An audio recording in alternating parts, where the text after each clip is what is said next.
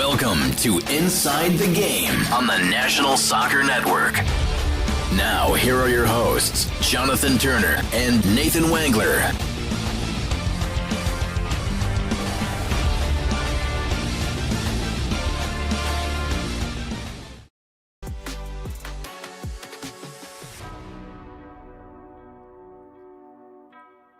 Well, good morning here from our PMG studios in Shelby Township, Michigan. I'm Jonathan Turner alongside Mr. Ryan Galinsky. We bring you into our studios here in Shelby Township. My name again, Jonathan Turner, Ryan Galinsky, and we are a new setup here this morning, a whole new look and feel. Yeah, it's awesome. We have the two monitors set up, different mic, lighting, and we have a new soundboard that we've been using, and we got some graphics that we can throw up on the screen, so it's a jam-packed show.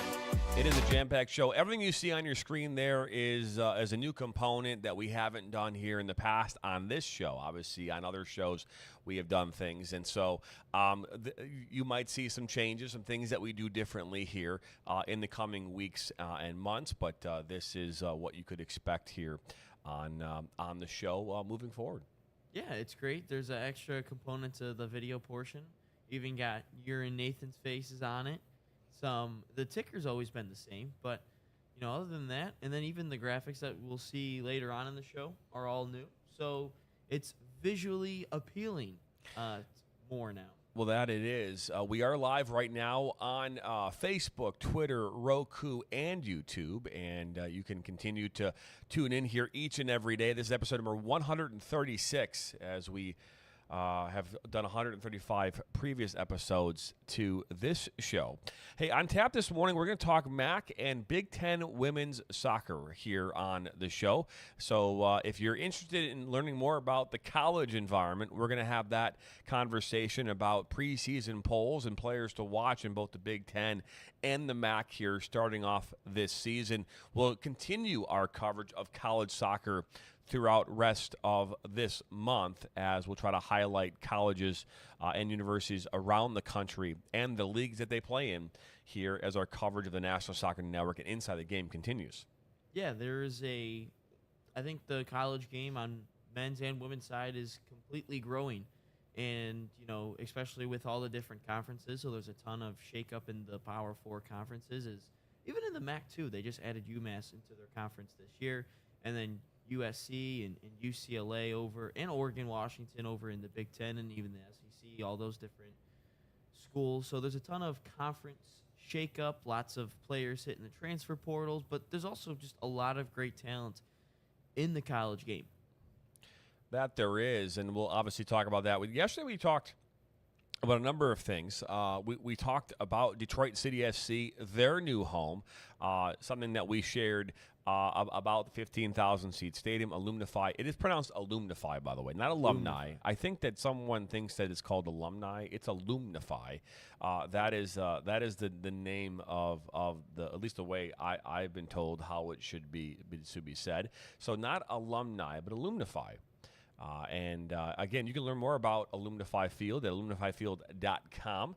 That is, again, the home, or the future home of Detroit City SC, both the men's and women's side, coming here in 2027. We also talked yesterday about, obviously, sometimes crazy food and things like that. So if you want to take a look at that episode, that is available obviously on demand on YouTube as well as on our Roku TV app, so you can watch it there. Another thing I really want to get into before we start diving into the college soccer realm this morning, high school soccer is officially underway here across the state of Michigan. We talked about that on Monday that's when tryouts began. I know you've had the battle of the weather this week, right? It's been low 90s. Right, and upper 80s for most of the week. And so, players are trying to manage, coaches and players are managing that right now, among other things. It could be obviously a very challenging thing when you start talking about how hot it can be during the course of your tryouts.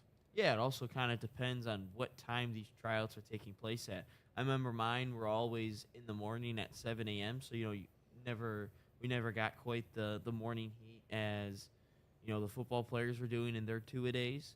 So it kind of just depends with that. But, of course, some teams have the mile runs. There's a lot of scrimmaging going on.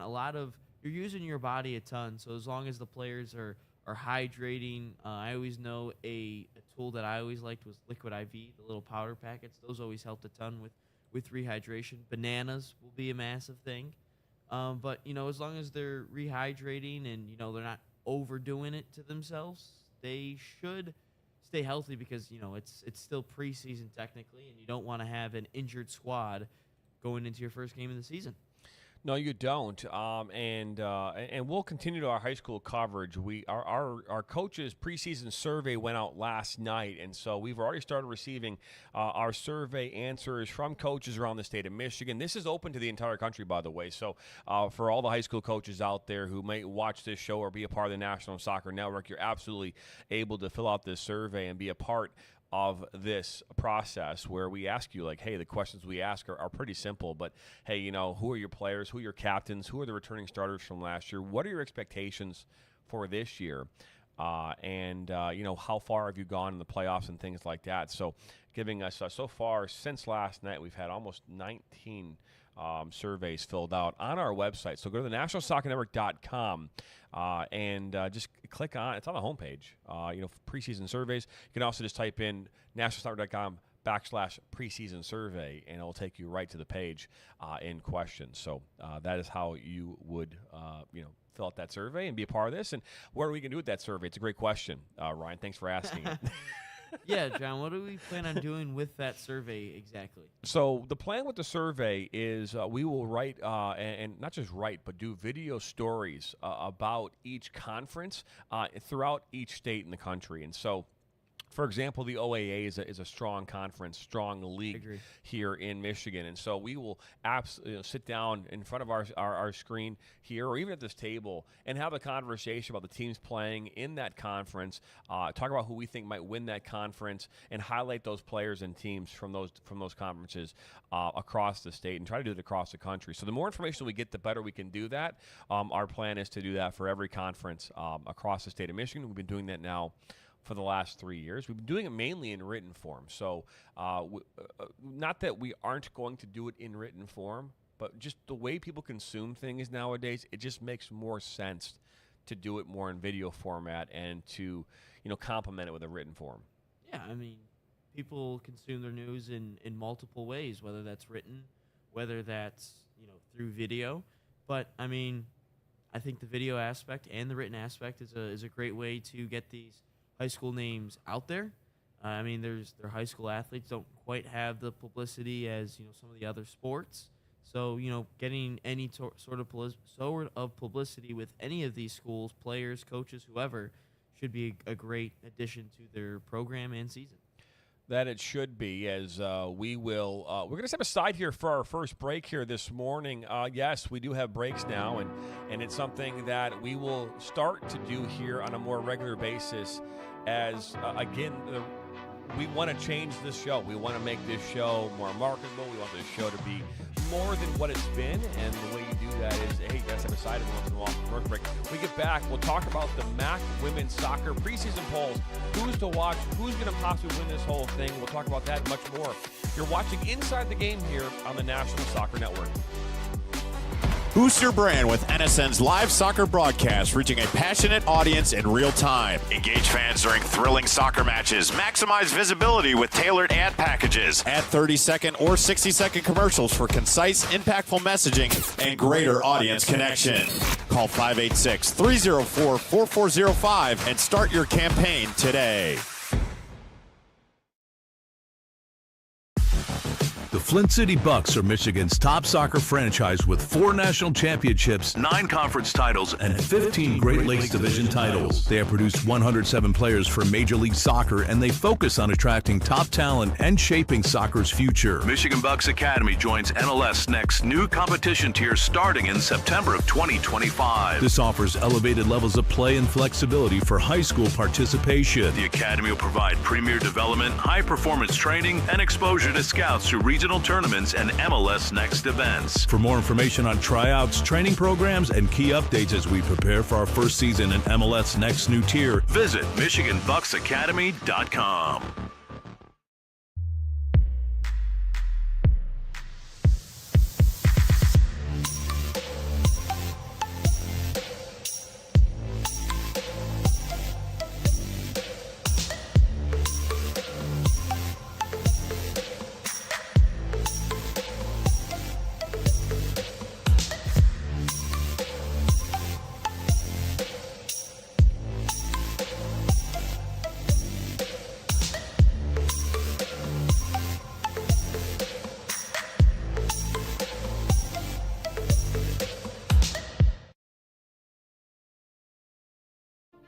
Welcome back here into our PMG studios in Shelby Township, Michigan. Ryan Glinsky, Jonathan Turner, inside the game here on this Wednesday morning.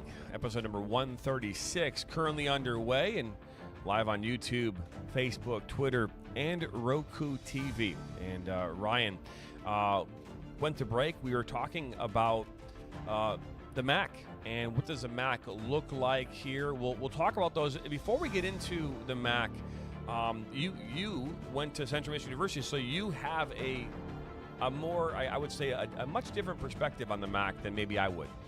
Yeah, I was able to call 5 or 6 games yesterday, or not yesterday, this past season in the fall 2024 season for Central Michigan, and I was able to learn about all the different teams. So in men's soccer in the MAC, no longer exists where they only had 4 or 5 teams. Women's team has every school that you would see in football in the MAC. And one thing that I really, really liked about the MAC was they would play 2 games a week, typically, I would say 1 weekend game, whether that's a Friday, Saturday, or a Sunday, and then a Tuesday, Wednesday game if possible. And what I really liked about it was they all played at the same time. So I was able to update the live table as I was calling the game. And one thing also about the MAC is they only take the top 6 teams. This isn't, every team makes the MAC tournament. You have to qualify to make the MAC tournament, just like in every sport that they have. And so I was able to update, the table as live, as it's going, as all the scores are pouring in. So it made it really exciting, really gave me some good talking points on the broadcast. And outside of the top 2, I think 3, I forgot the exact number, but I believe from the 3rd position down to the 10th position, I think was separated by like 2 or 3 points. So it was always exciting week after week. I would imagine it would be. We are going to put up on the screen here in a moment what the preseason polls here for the MAC women's. Last year, Western Michigan finished up in first place. They actually were the number 1 seed. They won the big the MAC championship as well. So that was something they did. Again, we look at what they did. When you talk about the Western Michigan, both the men's and women's side have been phenomenal here over the years. Matter of fact, Western Michigan 2 years ago, they fell short in the semifinal, losing to the eventual winner. And I believe that, I want to say it was Ohio. I think it was Ohio get their first ever MAC championship in history of their program back here 2 years ago. So. But either way, without further ado, let's go ahead and push this on your screen here. There they are. Again, with 135 points, 8 first-place votes. Western Michigan sitting atop of the preseason poll. Buffalo with 4 first-place votes, 128 points. Ohio getting 123. Again, they're 2 years removed from their MAC championship run. UMass, University of Massachusetts, 114 points, 1 first-place vote. Bowling Green, 93 points. They're sitting there at 5th. Kent State, 89 points at 6th. Miami, 73 points at 7. Northern Illinois, 60 points at 8. Eastern Michigan, 55 points at 9. Toledo, 54 points at 10. Ball State, 50 points at 11. Central Michigan, 28 points at 12. And Akron is at the bottom of the preseason poll here in the MAC with 12 points. Yeah, I mean, Western Michigan is the team to beat. They did lose their star striker last year in Jenna Blitchok. She was a 5th-year senior, and she led the MAC in goals. She scored, it seemed like a goal every single game. Western went on to win the MAC last year, as you mentioned, and that's how you have to qualify for the NCAA tournament in the MAC, is you have to win the tournament. Buffalo, they lost to Western 5-0 in the finals. I was able to call a Buffalo game. They were a well-balanced team. UMass just got added into the MAC this year, and it's kind of crazy to think that they're number 4 already in the MAC preseason poll, this only being their first year. Now, I want to touch on Bowling Green a little bit. I know they're 5th year, but I think this has been a sneaky good team. I'm really impressed at the way that they possess the ball and they play.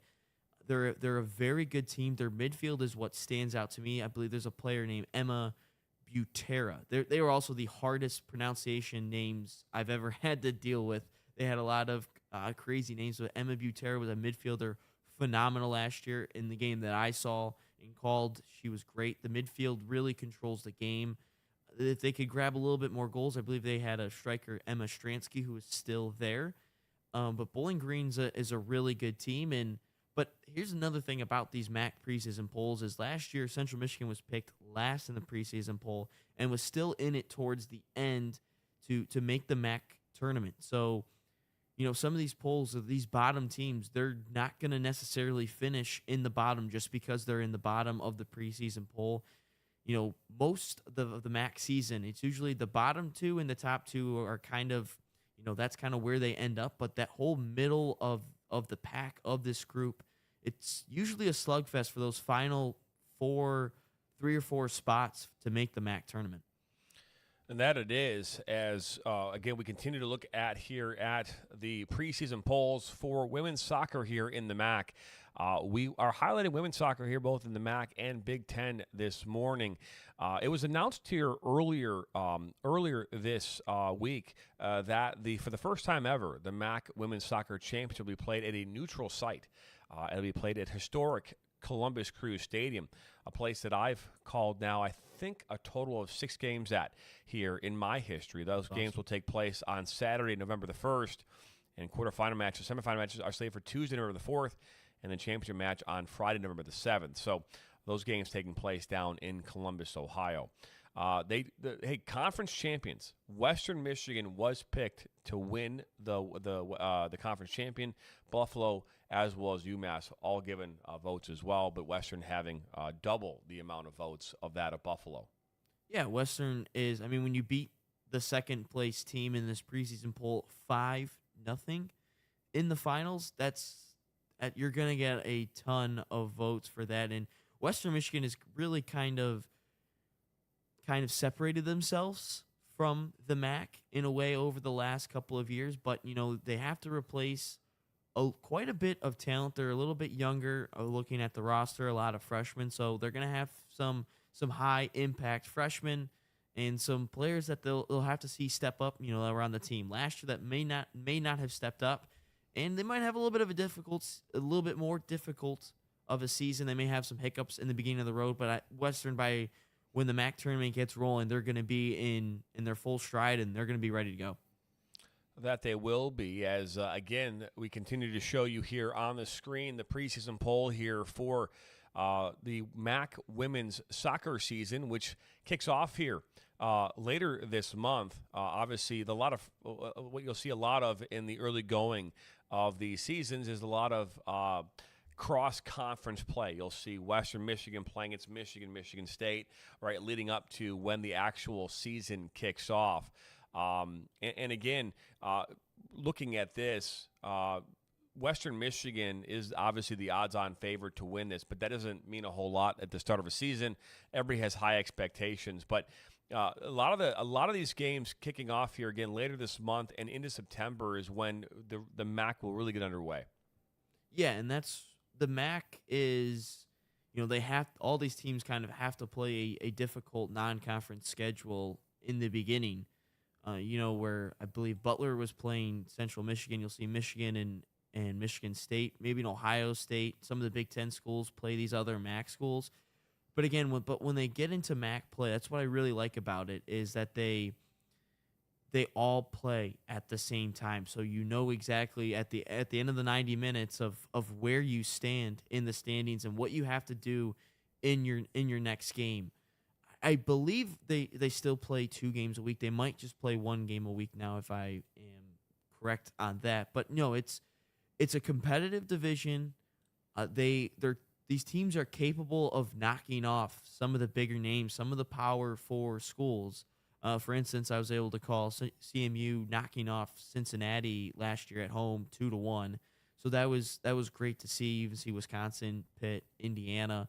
Those are some of the big names that'll be playing some of these MAC schools. But that's, again, a good stepping stone, a good measuring stick for these MAC schools.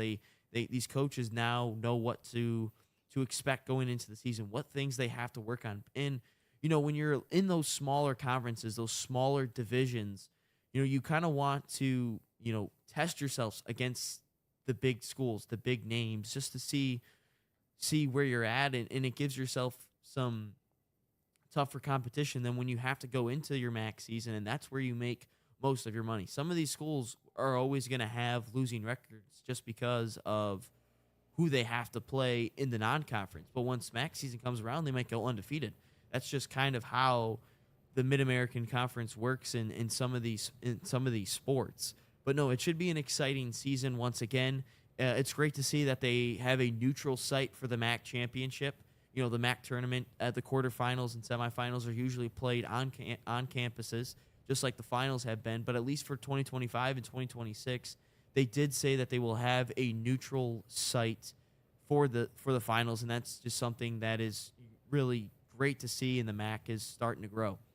Take a look there on your screen. You can see everything gets underway here starting on Sunday, September the 14th is when the official, I believe the MAC kicks off.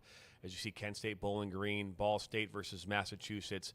That's really when things start to kick off here that weekend on the 14th. So, again, most of these games can be found on ESPN Plus. I would imagine. I think the MAC is an ESPN Plus, at least for the league games. So I think most of these games can be found there. But again, the MAC preseason polls, as we had on the screen here earlier. We'll put them back up on the screen there. Western Michigan is the preseason number 1 pick. Buffalo, Ohio, and UMass, along with Bowling Green, round out the top 5. And that's a good look there at the polls in the MAC. And the craziest thing is they don't really mean anything once the season comes around. So you just got to love them. No, they don't mean a whole lot as you mentioned, once the season comes around. But it's a good thing for us to talk about, right? And to get into and talk about and more importantly, highlight, right? And then you think about this, too. For every time we've seen a team be picked number 1, the sleeper that comes in, the question I have for you looking at this, you know, who in fact could be the sleeper? And we know that UMass is a good program, so I'm going to exclude them for a moment. They're a newcomer.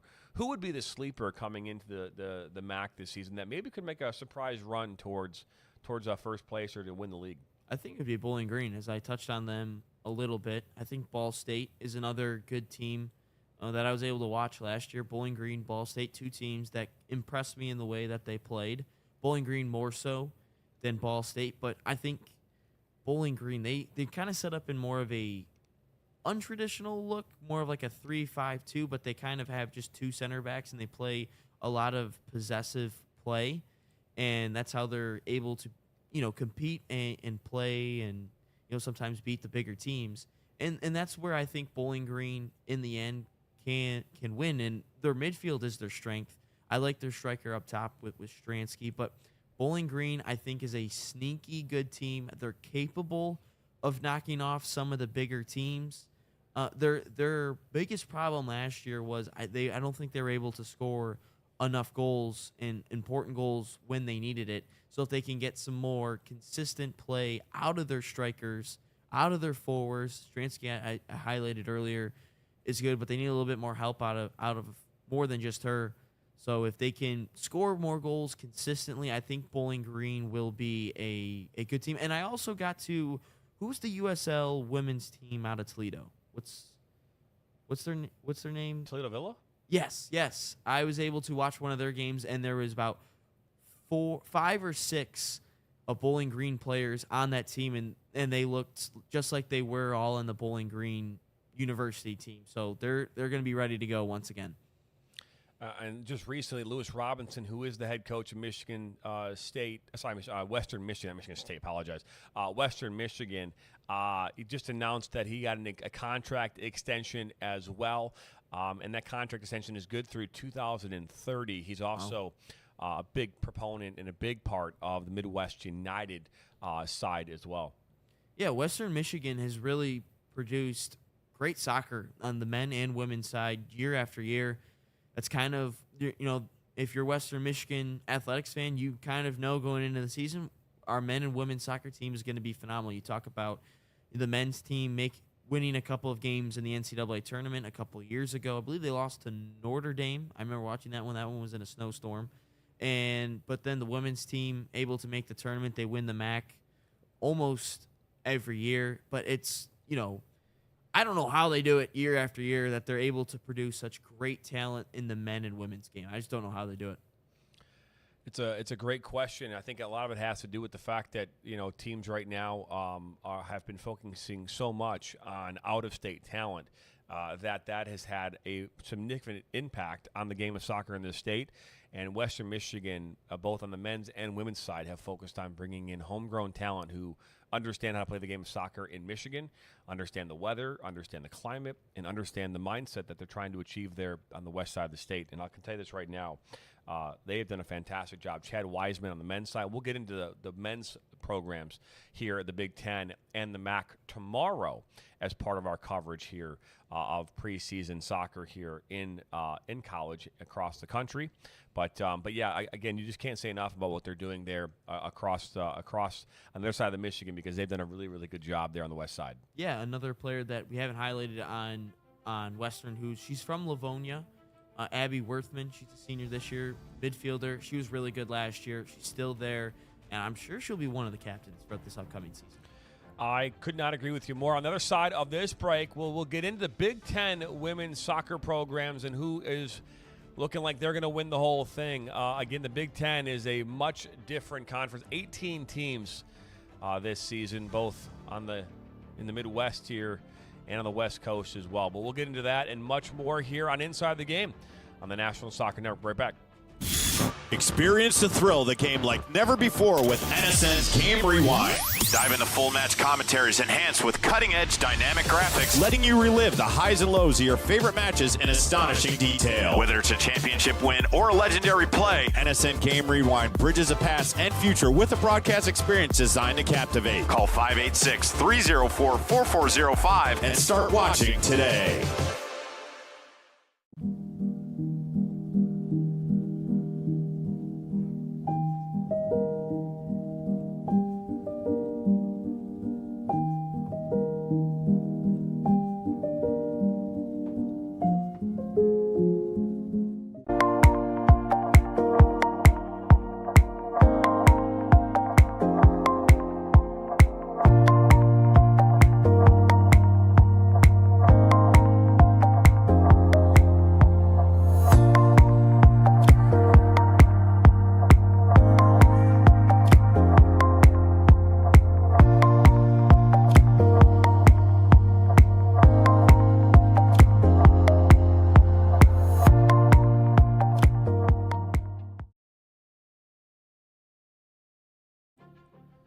Welcome back here into our Premier Sports Center PMG Studios here in Shelby Township, Michigan. Jonathan Turner alongside Mr. Ryan Glinsky, and we're happy to have you along wherever you're watching here on this Wednesday morning. Episode number 136 on the way. We are well underway here as we are now at 9:28 this morning. We just got done talking about the MAC Women's Soccer preseason polls. We'll also have this coverage available on our website here later today as well. You can check out all the polls, all the deals. I do want to announce this because I think it's important. I have been working with our web hosting to be able to provide the standings for all these leagues, and I think we've finally been able to pull that off. So starting here, hopefully next week, we will have all the standings for all the conferences, both in high school, college, and semi-professional on our website here coming in the coming weeks. That's great. And for anyone trying to do play-by-play or color commentary, can go to the website and check out the standings of whether that's high school, semi-pro, or college. So, sometimes it's hard to find those things, when you're prepping for games. And if there's a local spot, that's a awesome platform to have.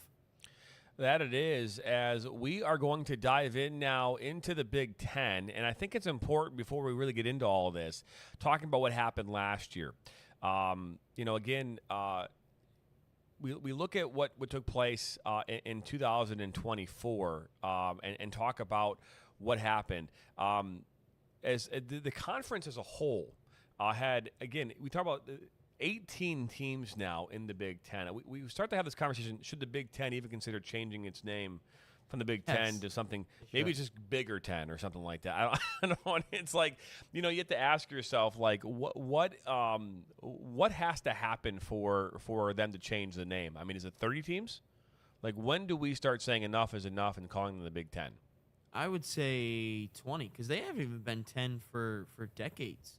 Because you got to think Nebraska was added in there, and then Rutgers and Maryland, and then you added the 4 of UCLA, Washington, USC, Oregon. I'm forgetting the other one. Again, this still makes no sense to me why that the West Coast Pac-12 teams, those 4 teams, are playing over in the Midwest. It still makes no sense to me on just a travel standpoint. You know, you have, if you're Rutgers, you're flying from New Jersey, and you have to play in Oregon. You're flying on to the other side of the country, whether this is any sport, football, basketball, soccer. Again, it still makes no sense, but my guess, it would have to be when they get to 20 teams, which all they have to do is add 2 more. I don't know who those 2 teams will be in the near future, but I would say 20 teams is a good, even, round number. I couldn't agree with you more. I'll talk about last year, Big Ten, right? So USC actually won the regular season, had a 14-1-2 overall record. They were 10-0-1 in the Big Ten regular, and again, they were Big Ten regular season champs. UCLA finished 17-4-3 overall, 8-1-2.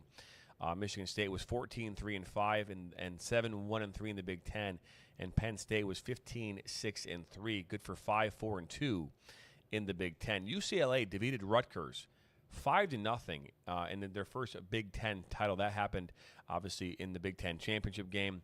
Iowa, the defending champions, were eliminated by Washington in a penalty shootout in the quarterfinals. So the notable seeds last year in the Big Ten tournament: 1 was USC, 2 UCLA, 3 Iowa, 4 Michigan State, 5 Rutgers, 6 Washington, 7 Minnesota, 8 Ohio State, 9 Wisconsin, and number 10 was Penn State. And so, again, what did we see now too? What teams have been really the strongest too? You think about this in women's soccer over the years. A lot of them have come on the West Coast. Your USC's, your UCLA's, your Stanfords have been very good at college soccer and performing well on the biggest stages. We've seen Stanford, UCLA in national championship games, and it's not, I guess, uncommon now for us to maybe see with them being in the Big Ten to see USC and UCLA atop, the Big Ten here, maybe for years to come. Yeah, USC, UCLA, they're both preseason top 10 teams year after year. They're making runs in the tournament all the time, and they have great players. But I also think for the Big Ten, this is adding teams like this. It's kind of funny that you add 2 teams into your conference, and they're already dominating the conference right from the get-go. But I also think that it's a good addition to have these types of teams in there because that not only improves the quality of the teams, that also improves the quality of the coaching, and it also kind of gives these other teams like a Michigan State, Ohio State, and Iowa to strive for something. That's the bar. USC and UCLA are the bar now in the Big Ten, and we've got to somehow close that gap and get to it. So adding these 2 teams into the league, it kind of sucks for the traditional Big Ten powers that 2 new teams are just coming in and dominating right from the jump. But that just improves the player, improves the quality, improves the training sessions, and improves the overall games, and it's making the players overall better. That it is. Let's take a look here now at the preseason polls here for Big Ten women's soccer. And here they are on your screen atop the table. Atop the polls is USC at number 1. Again, they won the regular season title last year. UCLA sitting there at 2nd. Penn State in 3rd. Michigan State in 4th. Ohio State sitting there 5th. Iowa, Wisconsin, Rutgers, Washington, and Minnesota round out the top 10. And then you see on the far right there, Purdue, Nebraska, Michigan at number 13. That's Jen Klein. We had a chance to talk with her. They had a struggling year last year. Northwestern at 14, Illinois 15, Oregon 16, Indiana 17, and Maryland at 18. Yeah, that's kind of how I'm sure this is all expected. Again, these preseason polls don't mean anything towards the end because there can be sleeper teams that make their way to the top. We see it time and time again in every sport, in every college sport, every single conference. But I think it's going to be USC and UCLA's conference. Maybe in Iowa can sneak back in there. But USC and UCLA, I just think they have so much firepower going forward compared to all the other schools. And it's going to be just coming down to, can these other traditional Big Ten teams defend well enough against the USC and the UCLAs of the world? No, it's a great question, and I think that what we've seen over the years is the struggle in the Michigan teams in the Big Ten and those who have been traditional Big Ten teams, that they've struggled against teams on the West Coast. And a lot of that had to do or has to do with the fact that when you think about what West Coast teams are able to do, or those teams that are down south, they're able to play in much better weather for most of the year. And so, here in Michigan, you are forced to play a different style of soccer when you have to go indoors into an indoor environment.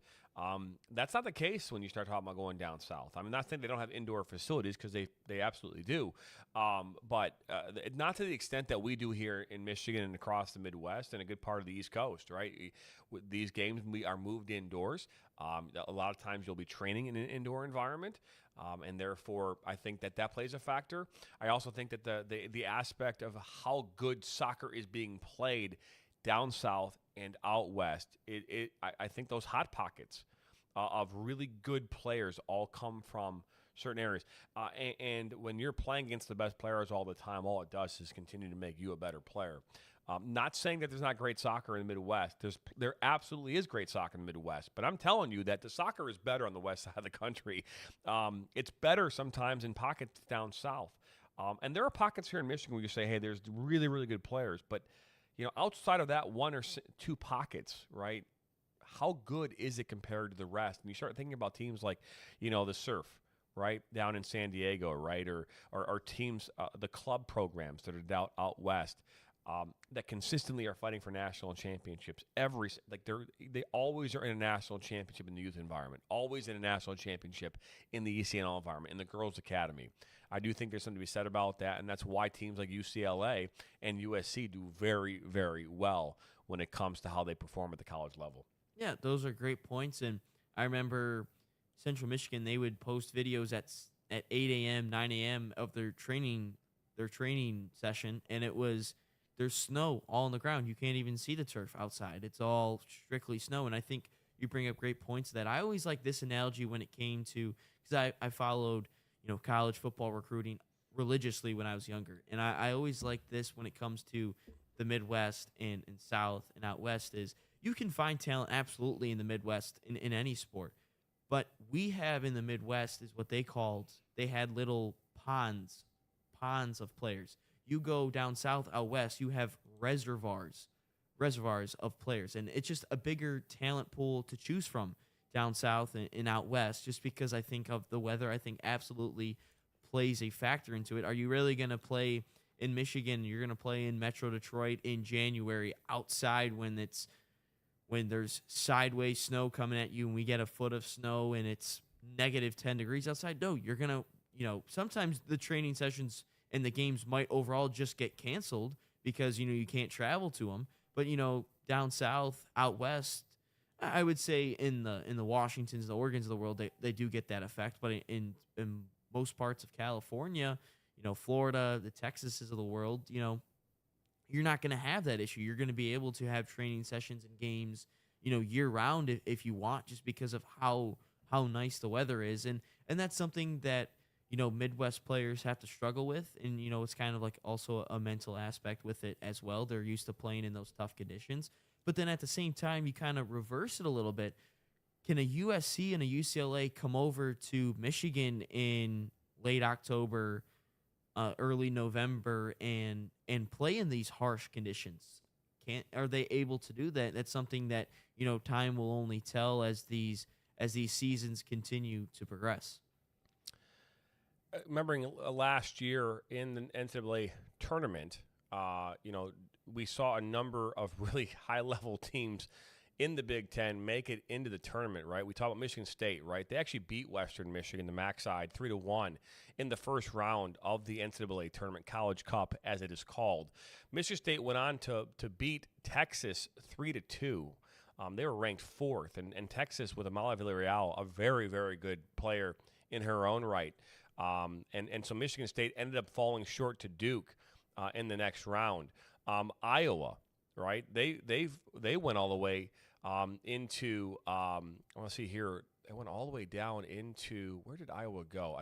They lost to Virginia Tech here I'm just looking at the College Cup. We could put it on your screen possibly. It's not going to, it doesn't, it just doesn't, it's hard to read, and I wouldn't want to put that on the screen just from our perspective.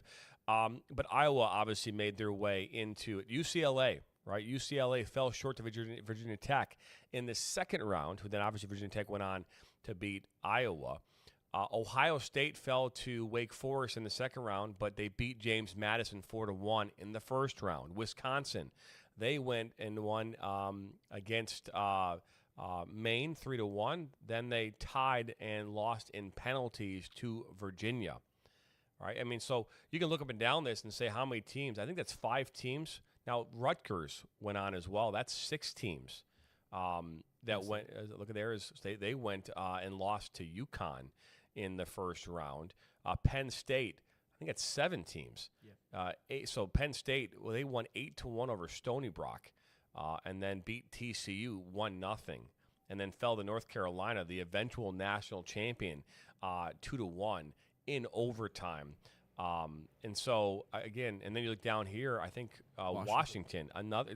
That's what, 9, 8 or 9. 8, I think. 8 teams from the Big Ten. I know, granted, there's a lot of teams in the Big Ten. And to be fair, these teams otherwise would have normally been like UCLA, USC, Washington would have normally been in their the other conference on the other side of the country. But now that they're in the Big Ten, that's where they'll fall. But again, Washington, they actually won in penalties and then losing to Mississippi State in the second round. So, I mean, that's a good look there at the Big Ten women's preseason poll. USC, again, sitting atop the polls here. Also for Michigan State, another player to watch as well. Minnesota, by the way, also was in the the NCAA tournament last year. So I think that is 9 teams, by the way. Half the conference. Impressive. It is. It's extremely impressive, right? But that's a look here at your Big Ten preseason polls. Again, this will be available on our website here later this morning, so you can take a look at that. These obviously are also available on the Big Ten website as well. It was also announced here this morning the amount of broadcasts that are going to be broadcast here this season at the television schedule for Big Ten women's soccer, right? And they announced they're going to have 19 regular season matches involving 18 participating schools. All these games will be available on the Big Ten Network. And, of course, you'll have the championship game and semifinals on the Big Ten Network as well. So the first game is kicking off Thursday, August 21st, as TCU is at Iowa. And coverage continues. Notre Dame at Michigan State on the 4th of September. There's actually 2 games that day, a doubleheader, Stanford at USC and Notre Dame at Michigan State. So this schedule can be found again at Big Ten Network. Big10.org is where you could find the full TV schedule. We'll actually have the list of this on our website here again later this morning as well. But that's a look there at the Big Ten. Yeah, that's it's going to be a great conference. It's going to be a great season. It's going to be super competitive, especially at the top, and we'll see if anyone else that further down this preseason poll will be able to compete with the likes of USC and UCLA. One benefit, though, to that TV schedule, as you mentioned, is, you know, with those West Coast teams, you're able to add a couple of games a day simply because of the time difference. That you can. We're going to step aside here for a quick break. We come back here. We'll wrap up this show. Episode number 136, currently underway. Again, we're live here at our Shelby Township studios in Shelby Township. Right back. Are you ready to create unforgettable moments for your audience? NSN offers professional live streaming and full broadcast services tailored to your needs. From high-quality production to exceptional coverage, we ensure your game or event becomes a spectacle to remember. Book your next game with us today. Call 586-304-4405 to schedule your broadcast and let NSN bring the action to life like never before.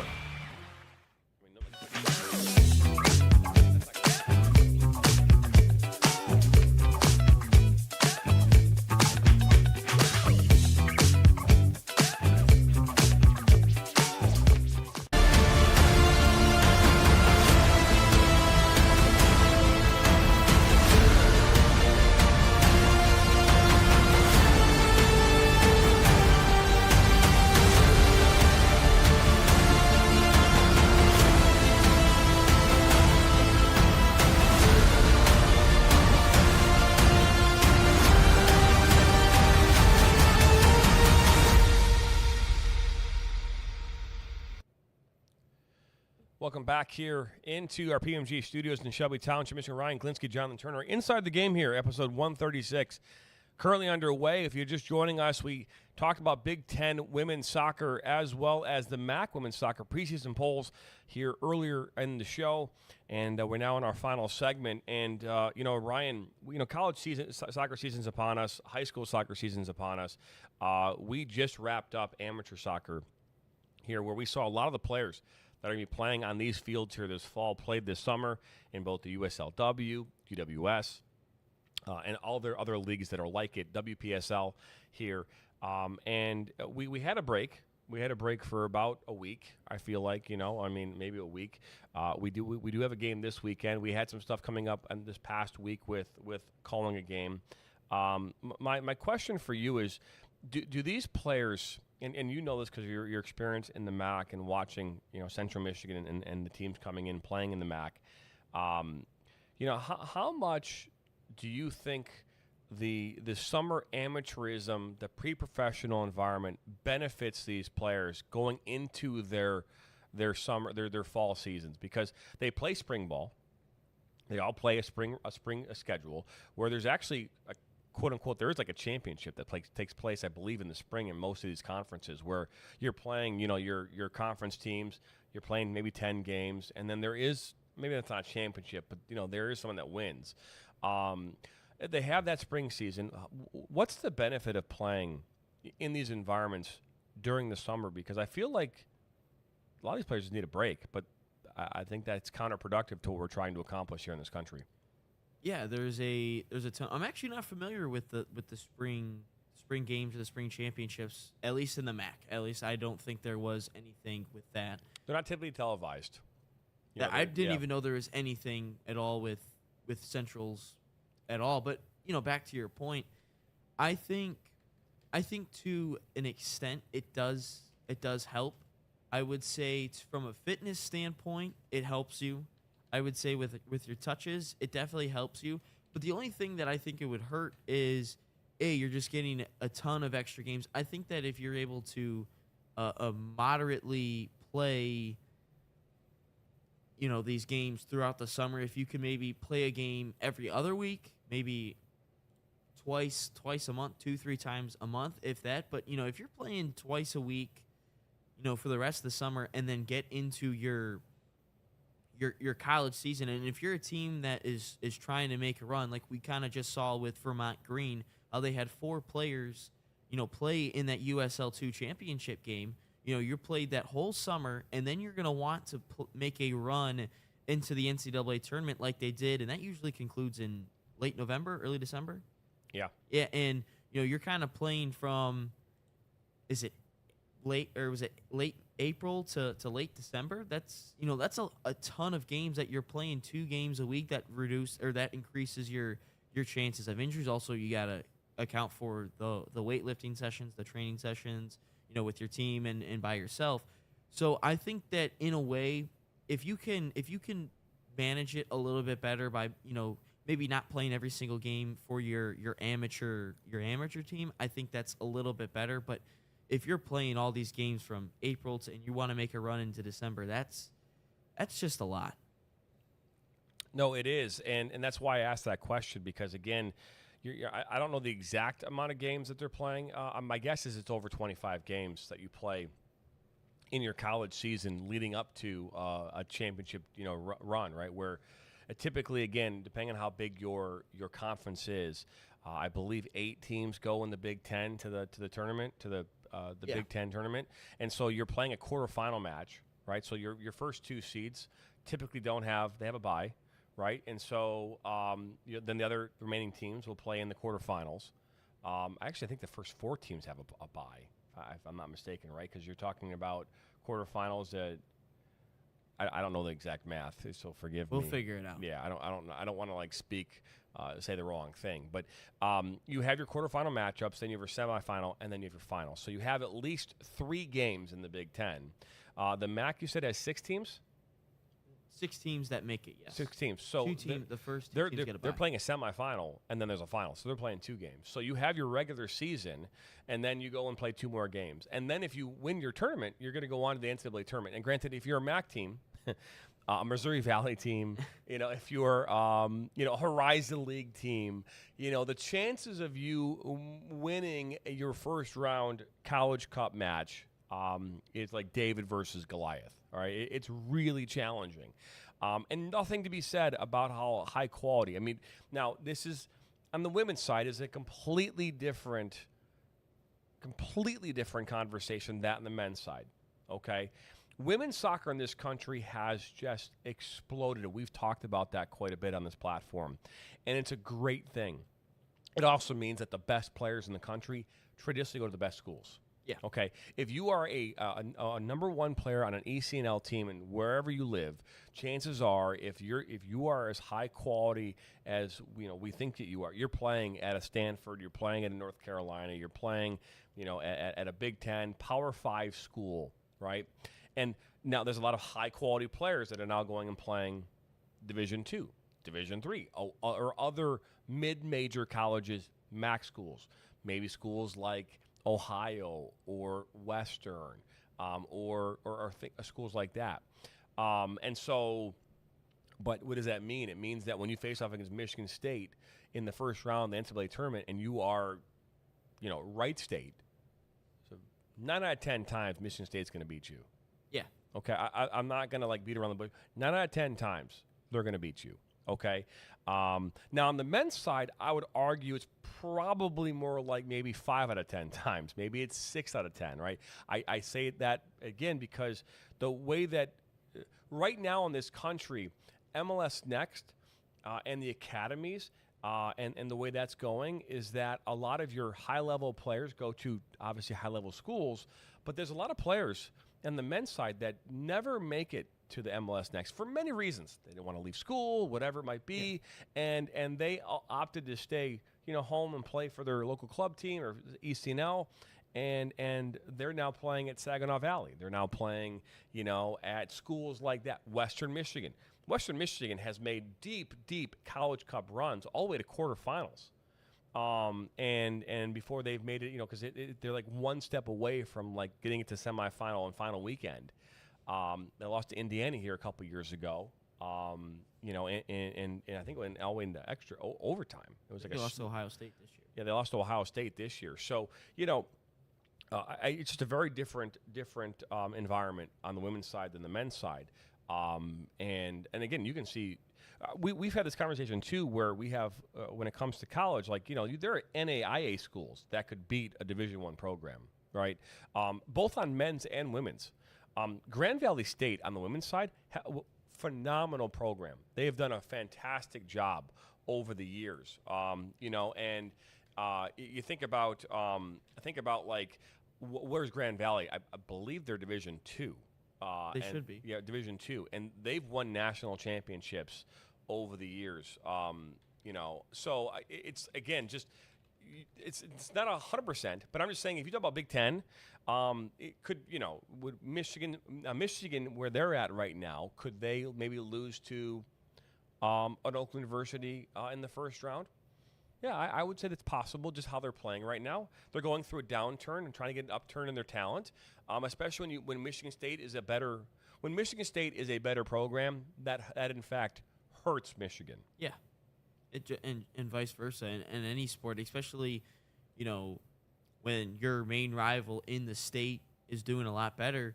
But, I think upsets can happen at any point. I think on the men's side, it's definitely a little bit more common. You kind of look at the NCAA tournament in men's basketball, how there's more upsets in men's basketball than there is in women's basketball. I think 90 from when the 1 through 4 seeds play, I think they have a 97% chance of winning in throughout the history. There's just more upsets in the men's game. But I would say definitely, though, that the women's game is getting more competitive from an all-around basis. It just is. And that's going to come with time. And eventually, we might start seeing some more Cinderella runs in women's soccer, women's basketball, just in any sport. But only time will tell, and we'll just have to wait and see about it. We will.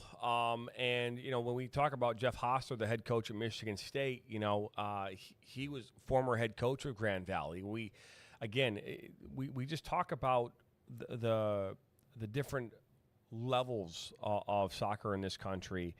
And again, is it possible for teams like Grand Valley to have success over teams like Michigan State? Yes, there is. We've seen Michigan come into Oak University and lose. We've seen Michigan State, same thing, on both the men's and women's side. We've seen Western Michigan not losing to an in-state rival, I think, in the last 4 years. They've not lost a game in Michigan to a Michigan rival. That means Central Michigan. That means Michigan, Michigan State. Any team in Michigan they have not lost to in some time. And obviously that's on the men's side. But again, just looking at this for what it is, that there's not as much of a gap between divisions as there used to be. There's still a gap in some areas.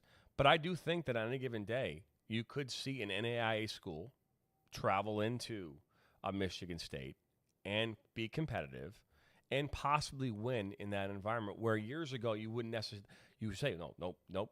Michigan State will always win. Michigan will always win. USC will always win. How could they possibly lose to that team? It's no different than when you see like other levels where you see teams that are of lesser talent coming in and beating a team that has more talent. Why? A lot of times it has more to do with the fact that the players just didn't show up that day. I always say this: if you are like Oak University, right? Oak University beating Michigan State men's basketball. I say that Oakland has to have their best day and Michigan State has to have their worst day. Those two things have to happen for them to win. Yeah. I don't know if you agree with me on that or not, but I feel like that's what has to happen on the men's basketball side. And there's not even close to the same separation in basketball as there is in soccer. Yeah. And I mean, look at when Oakland beat Kentucky in basketball. Oakland goalkeeper couldn't miss, and Kentucky couldn't hit shots. So you're 100% right on that, and that happens. That can apply to any sport.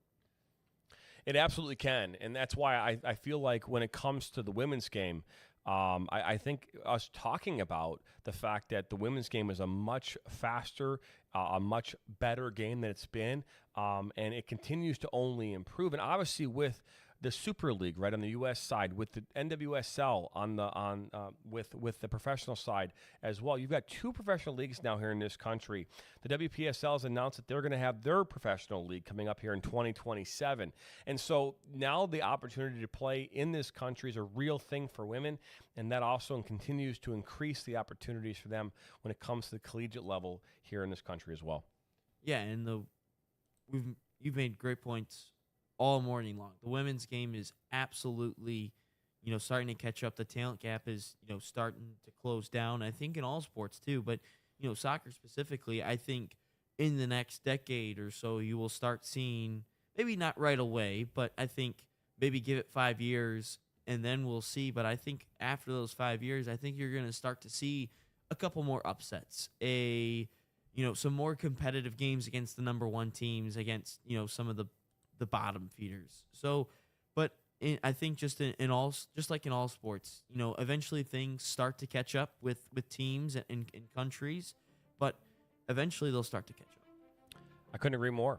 Episode number 136 officially in the books here on this Wednesday morning. Be back here tomorrow. Same time, same place. Nathan Wangler will be back with us here. We will have a special guest as well. Garrett Hayward, the head coach of Chicago Nation, will join us tomorrow as well on the show. We are in the process of booking other guests here from the UPSL National Championships this past weekend, along with a whole bunch of other guests coming up here in the coming weeks as well. Don't forget, subscribe, like us, share this with your friends and family, and to come back for more of the Inside the Game podcast here on the National Soccer Network each and every day. For Ryan Glinsky, I'm Jonathan Turner. Thanks for stopping by, and don't forget, we'll see you tomorrow at same time, same place, right here on Inside the Game.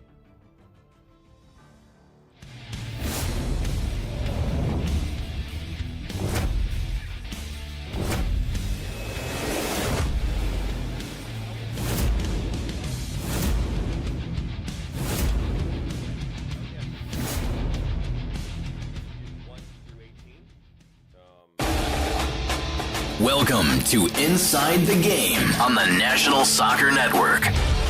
Now, here are your hosts, Jonathan Turner and Nathan Wangler.